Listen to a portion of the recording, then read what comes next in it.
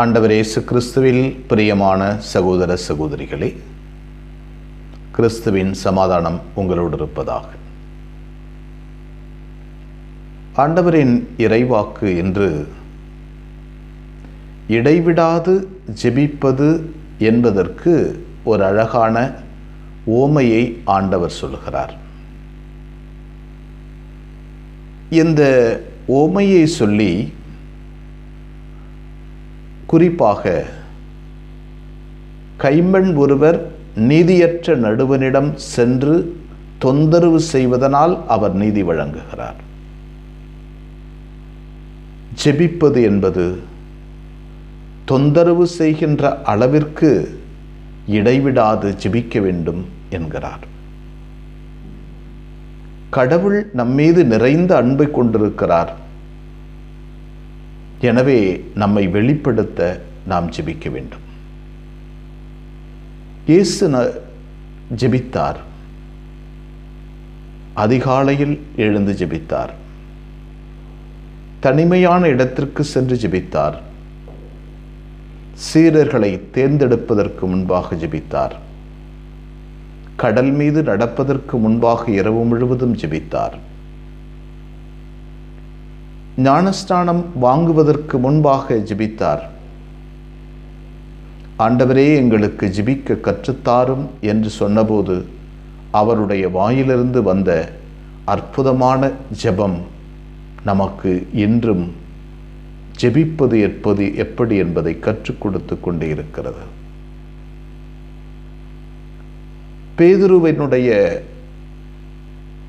வாழ்வில் அவர் இயேசுவை விட்டு போய்விடலாம் என்று நினைத்து கொண்டு அவருடைய இறப்பிற்கு பிறகு மீன்பிடிக்க சென்றபோது, சீமோனே, நான் உனக்காக ஜெபிக்கிறேன் என்றார்.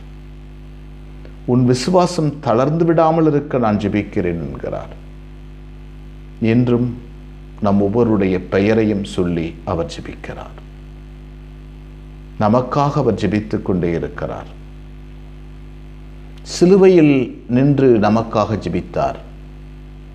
தன்னை கொலை செய்பவர்களுக்காக ஜெபித்தார்.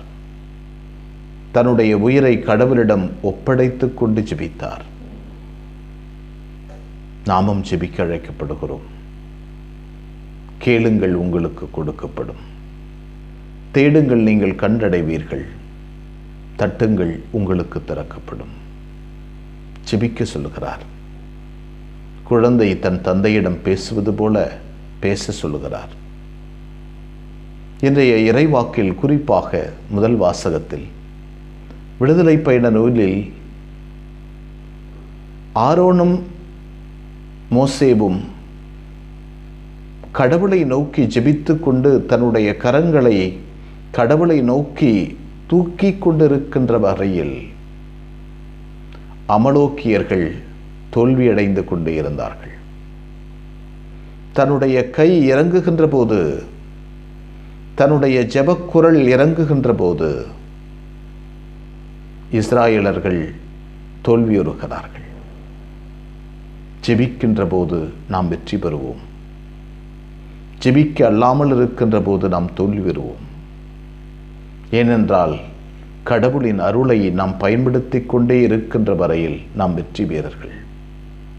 கடவுளின் அருளை பயன்படுத்தாமல் இருக்கின்ற போது நாம் வெற்றி வீரர்கள் அல்ல. எனவே இயேசு கற்றுக் கொடுக்கிறார் ஜெபிக்க சொல்லி. புனித பவுலடிகளார் சொல்லுகிறார், இடைவிடாது ஜெபியுங்கள், என்ன நேர்ந்தாலும் இறைவனுக்கு நன்றி சொல்லுங்கள். இதுதான் தந்தை நமக்கு வெளிப்படுத்திய திருவுளம் என்கிறார். எனவே ஜெபிக்க கற்றுக்கொள்வோம். ஆண்டவர் சொல்லிக் கொடுத்த ஜெபத்தை சொல்லுவோம். தொடர்ந்து ஆண்டவரிடம் சொல்லுவோம், ஆண்டவரே, தொடர்ந்து எங்களுக்கு ஜெபிக்க கற்றுத்தாரும் என்று. எங்களை வழிநடத்துகின்ற ஆண்டவரை மை போற்றுகிறோம். அற்புதமான நாளுக்காக நன்றி சொல்கிறோம். ஜெபிக்க இன்று எங்களை அழைக்கிறீர் ஆண்டவரே. எங்கள் கரங்கள் ஓங்கி நிற்கின்ற போது நாங்கள் ஜெபிப்போம் ஆண்டவரே. நாங்கள் எதிரிகளை வென்று மகிழ்ச்சியோடு நிற்போம். எங்களுடைய கரங்கள், ஜெபிக்கின்ற கரங்கள் நோக்கி எழாமல் இருக்கின்ற போது நாங்கள் வீழ்ந்து விடுகிறோம். ஆண்டவரே, ஜெபிக்க கற்றுத்தாரும், இடைவிடாது ஜெபிக்க கற்றுத்தாரும். என்ன நின்றாலும் உமக்கு நன்றி கூற எங்கள் இதயங்களை திறந்துவிடும். அப்பொழுது நாங்கள் உமது அருளை சுவைத்து கொண்டு வாழ்நாள் எல்லாம் வளமையாய் வாழ்வோம். அனைவரையே எங்கள் அன்பு தாயே, திருமகனிடம் எங்களுக்காக இடைவிடாது பரிந்து பேசும். ஆமென்.